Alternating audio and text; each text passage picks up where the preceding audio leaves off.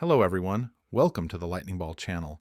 If you haven't yet subscribed to my channel, please do so and activate the notification bell. Your support fuels my continued efforts. In our previous episode, we covered the fierce battle at Heaven Tower.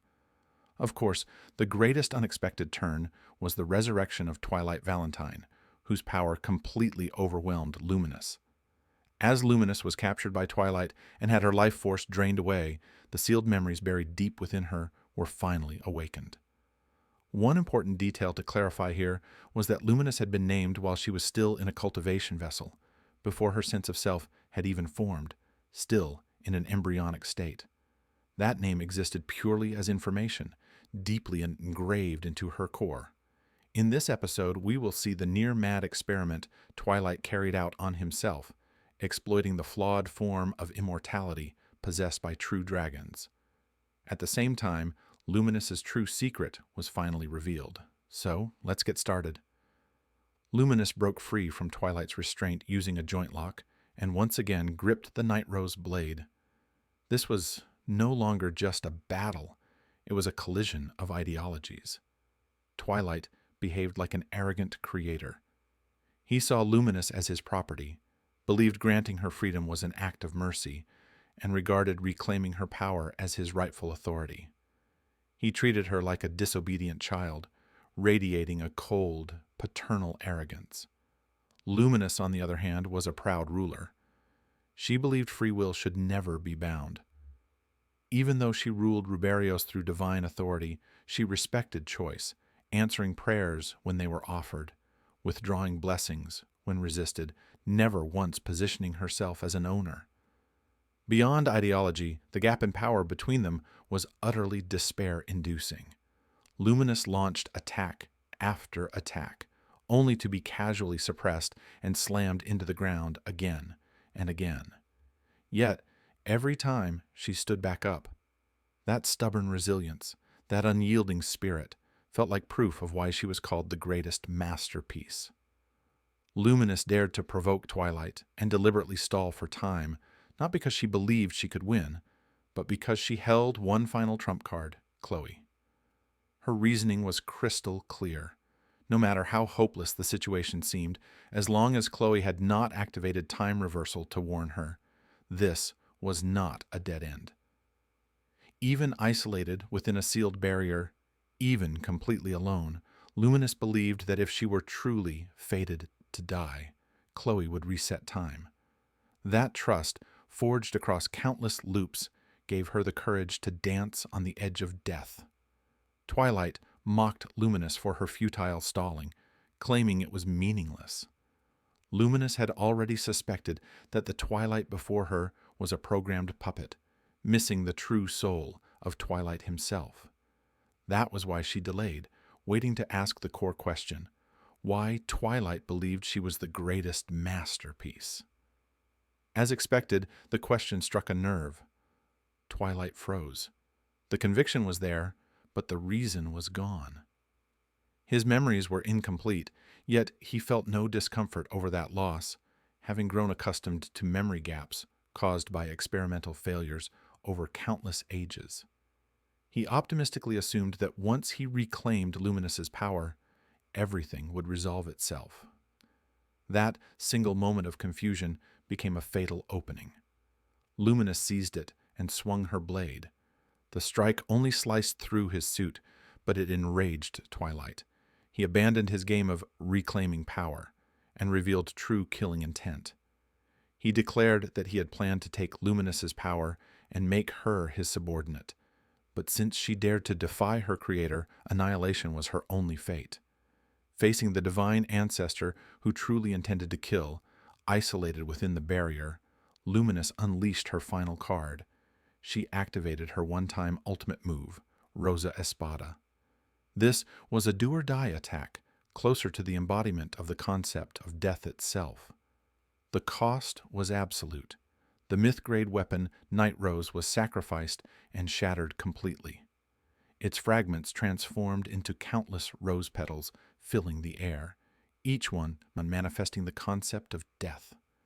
Empowered by the ultimate skill lord of lust, Asmodeus, the petals forcibly drained the life force of anything they touched, converting it into lethal poison.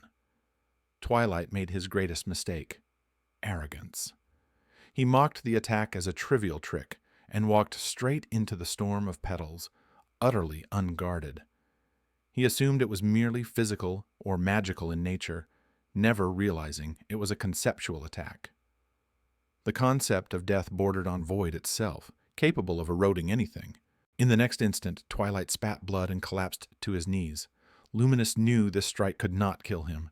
The damage ceiling was limited by her own existence points. For him, it was little more than a deep wound. Still, forcing the invincible Divine Ancestor to kneel before her was a tremendous victory, a perfect rebuke to his arrogance. Yet, Luminous felt a rising dread. Chloe still had not reversed time. She had no more moves left. Even so, Luminous steadied herself with remarkable calm. She resolved to endure for as long as she possibly could. Twilight slowly rose to his feet. The smile vanished from his face, replaced by an icy, emotionless stare. He admitted he had grown careless and declared the game over. He claimed he had genuinely hoped Luminous would join him, but her stubborn defiance made that impossible.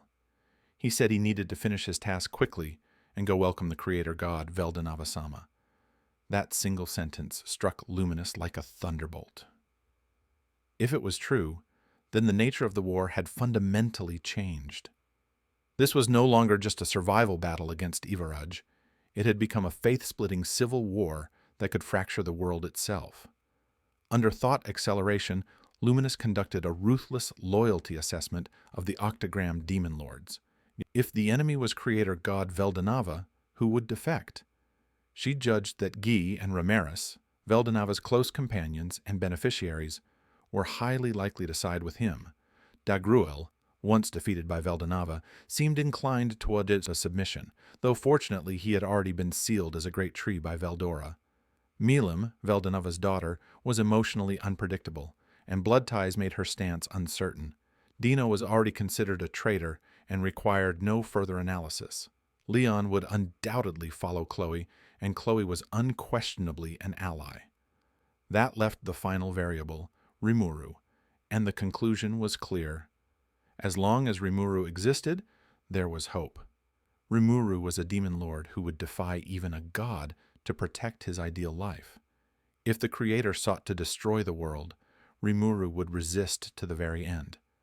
Once Luminous confirmed that as long as Rimuru stood, the fight was possible. She made her decision. Rimuru had returned safely. Now, all that remained was to deal with the twilight before her. As Luminous was thinking, reality proved far crueler than any projection. Twilight, who had finally decided to stop holding back, revealed his overwhelming power. In an instant, origin blood pierced straight through Luminous's chest. The perspective shifted to the reinforcements arriving at the same time, led by Testarossa. Under Benimaru and Hinata's rapid coordination, this fresh force swiftly sealed every crack in the battle lines. Carrion led his beast warriors alongside Geld's yellow numbers, their morale soaring as they swore to become the most solid physical bulwark protecting the Eastern Front. Frey and the Heaven Flyers took charge of aerial patrols and surprise strikes, securing absolute air superiority. Midre and the warrior monk priests, acting as a highly mobile healing unit, decisively moved to the Western Front, where recovery support was critically lacking, to assist Sheon, Gobta, and the others. Meanwhile, some of the Kurenai forces remaining on the Eastern Front regrouped with Gobwa and Phobio. Sue's main body returned to Benimaru's side, and Benimaru made it clear that now that Rimuru-sama had returned, there was no excuse for anyone to fight in disgrace. Next came the task allocation among the 4 primordial demons who had arrived. This was less about support, and more like staking claims in a hunting ground. Testarossa chose to remain on the Eastern Front beside Benimaru. As the primordial white and the most adept strategist among them, she understood that this area was the battlefield's central hub and demanded the most stable defense. Carrera headed straight for the Northern Front. Her reasoning was characteristically simple and brutal. The South already had Ultima, the East had Testarossa, and the West had Veldora. That left the north as the only place still worth hunting. Not wanting to compete with her peers for prey, she went directly to the northern lines. At the same time, something extraordinary happened. Primordial green misery, who had remained behind, accomplished an almost unbelievable feat. Although Luminous's situation was deeply concerning, the most immediate crisis was the unattended sanctuary resurrection. Misery instantly grasped the battlefield situation, identified her role, and declared that if there was no other option, she would temporarily take over and stabilize things herself. In concrete terms, she became the vessel for the miracles of God spread across the entire battlefield. This was the ultimate application of the secret of faith and grace, a ritual magic that used the minds of Luminous's believers as distributed computational units. With overwhelming processing power, it allowed the continuous activation of ultra-high difficulty magic, a technique worthy of being called an ultimate art. The problem was that this system had been custom-built exclusively for Luminous. Any proxy attempting to operate it would pay a catastrophic price. In theory, no one other than Luminous herself should have been able to use it. That was true, unless the one attempting it was primordial green misery, a god worshipped by the apostles of Vert, possessing perfect imitation and analysis abilities at the same time. Rain proudly remarked that misery excelled at imitating gods.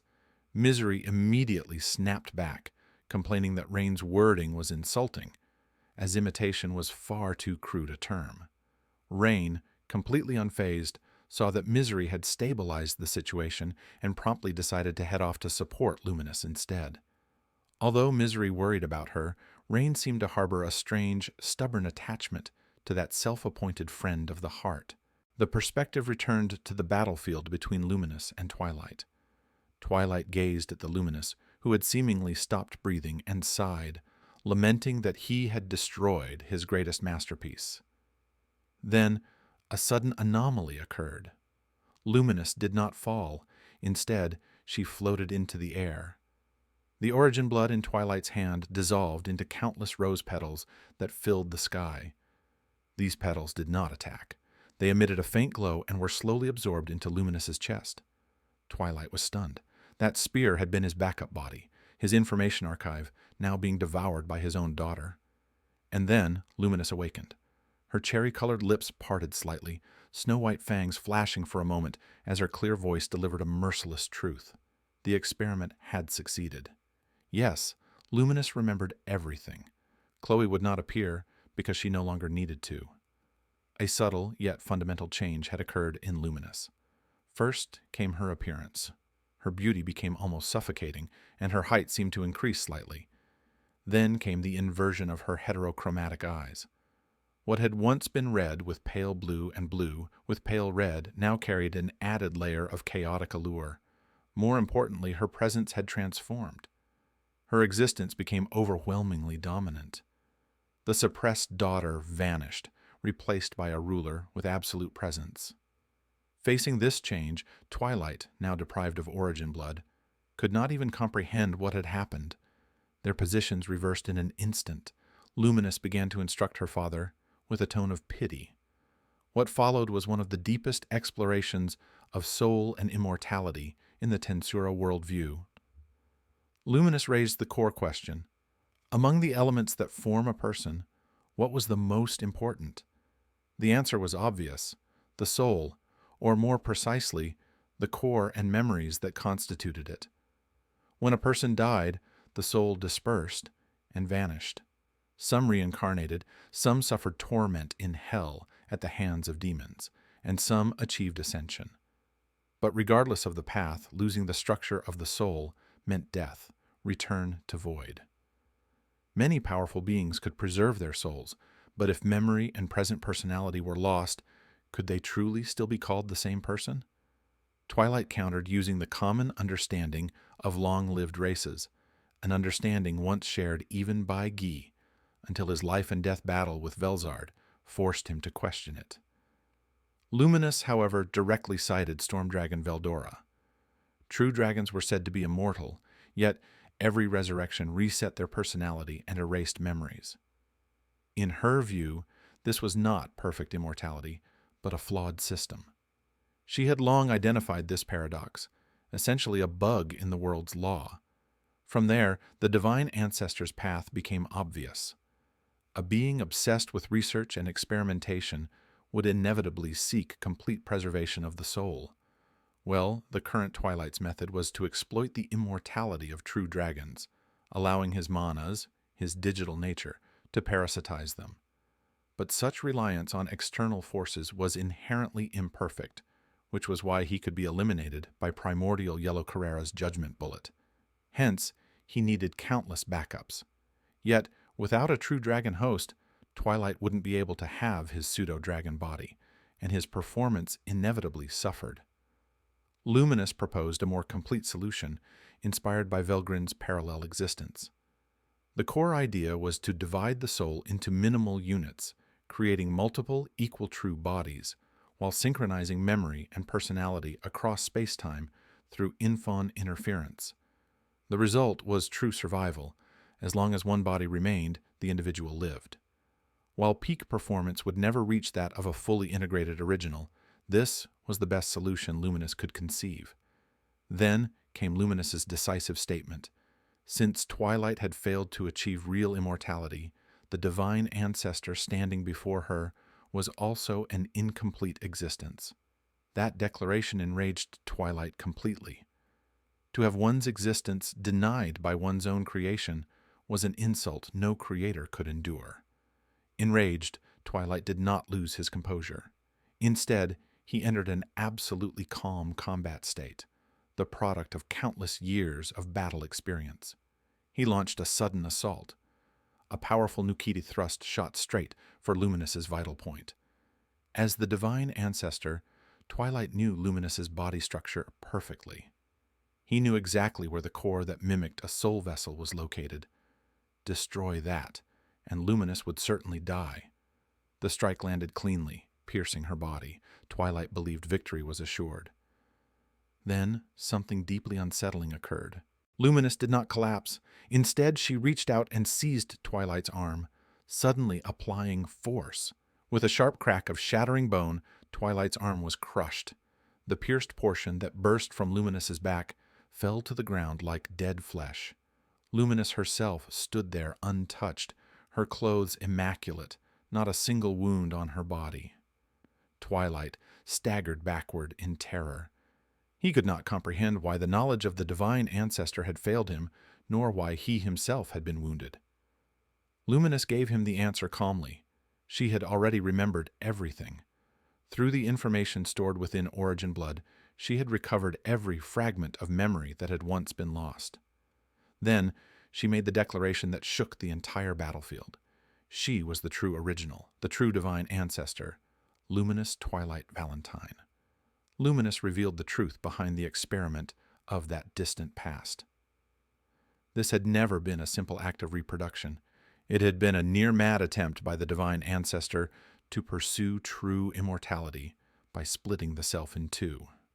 Luminous had inherited the Ancestor's personality, his dignity, will, and indomitable spirit, but lacked part of the memories and physical strength. She had been an experimental vessel into which the Divine Ancestor's self was transplanted. Twilight, the enemy before her, had inherited the Divine Ancestor's body and most of his memories, but had lost the original personality and moral compass, becoming nothing more than an empty shell filled with knowledge and power. Luminous acknowledged that even though Twilight possessed the Divine Ancestor's body and memories, he too had been merely an experimental subject. Strangely, as she spoke of herself, there was a sense of detachment, as if she were observing from afar. In truth, Luminous had been the earliest experiment, older even than Jahil, yet, because she awakened later, she had been regarded as the second disciple of the Divine Ancestor. That even she herself could be treated as experimental material was proof of the Divine Ancestor's near-insane thirst for knowledge. Luminous stated plainly that the true Divine Ancestor had ceased to exist the moment the personality transplant was performed. What remained were two incomplete halves. But now, by absorbing Origin Blood, She had reclaimed the missing memories. With a complete core restored, Luminous had achieved the perfect resurrection of the Divine Ancestor on a spiritual level, regardless of physical form. She was no longer a daughter. She was Luminous Twilight Valentine. Faced with being branded a defective fragment, Twilight completely lost his composure. He refused to accept it and unleashed a final, desperate counterattack. Activating his ultimate skill, Lord of Vice, he released his strongest art, Eternal Twilight. Based on the authority of eternal regression, it sought to imprison Luminous within an inescapable closed-loop world, condemning her to eternal stagnation. In theory, it was an unavoidable finishing move, yet Luminous did not even frown. The moment the skill activated, it dissolved into nothingness. She stated calmly that everything Twilight attempted was futile. With her memories restored and soul completed, Luminous's ultimate skill, Lord of Lust, had undergone a fundamental transformation.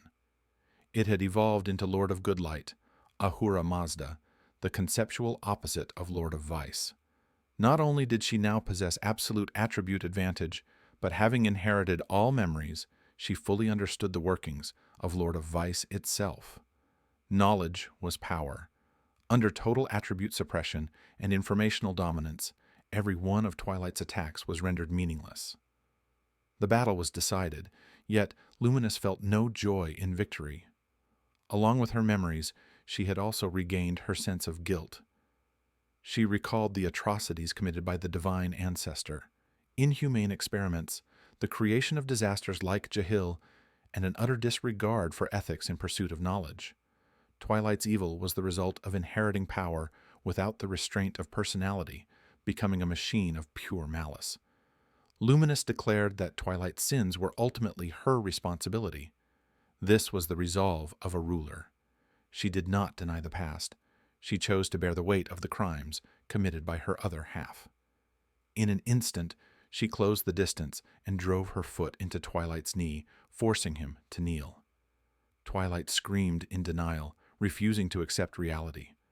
Luminous leaned close and whispered the final judgment. She did not require his acknowledgement.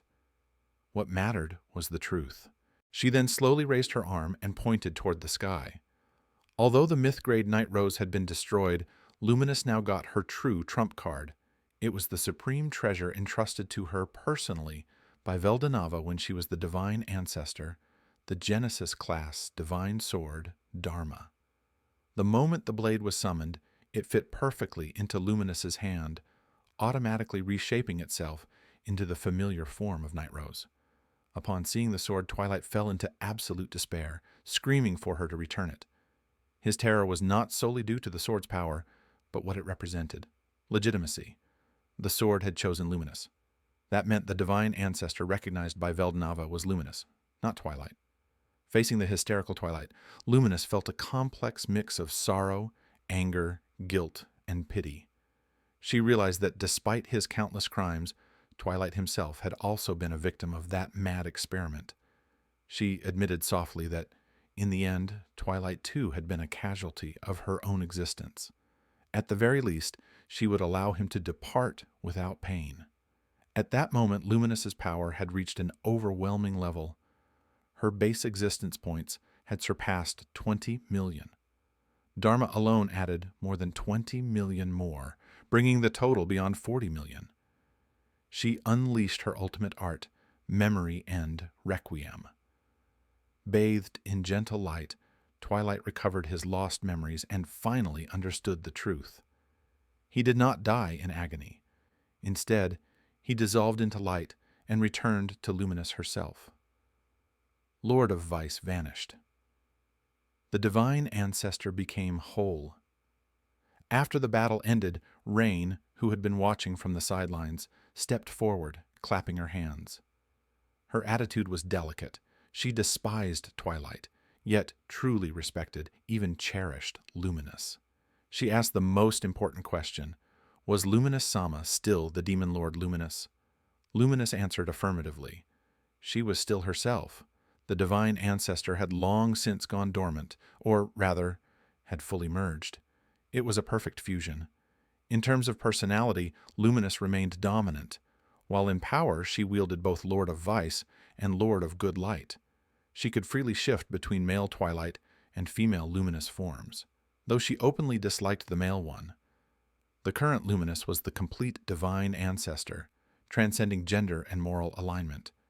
Reassured that Luminous was still her friend of the heart, Rain happily contacted Misery. Luminous returned to the battlefield and resumed Sanctuary Resurrection, relieving Misery of the burden. Divine Mercy descended once more, and the battlefield crisis was fully resolved. With Twilight eliminated, the greatest uncertainty on battlefield vanished. Luminous returned in her strongest form, becoming the firmest pillar supporting the human alliance. All right, that was all for this video. In this episode, Luminous directly pointed out the flaw in the so-called immortality of the true dragons, a bug embedded in the world's design that had never been corrected. The Divine Ancestor had noticed this flaw long ago and sought a perfect resurrection as a way to address it. After countless ages, the Divine Ancestor did return, but it was far from perfect in my opinion. It was more like a gamble, one that brought repeated catastrophic destructions. Much of the world's instability could be traced back to that half of Twilight Valentine. This episode once again highlights the fundamental flaw of true dragons' so-called immortality, the loss of memory and personality. More importantly, by presenting the issue from the Divine Ancestor's perspective, it makes clear that this flaw is not accidental. It is a structural defect of the world itself, one that originates from Veldanava's creation. In that sense, the Divine Ancestor's actions were an attempt to correct this imperfection. Volume 23 marks a major step forward in this regard, as it repeatedly emphasizes that the world of TenSura is not perfect at all. At its core, it is a system in need of evolution. In our next episode, we would continue by quickly covering the defeat of Ivarage's 3 subordinates. The next episode would be just as exciting. If you enjoyed this video, please like, comment, and subscribe. Your support was greatly appreciated. See you in the next one.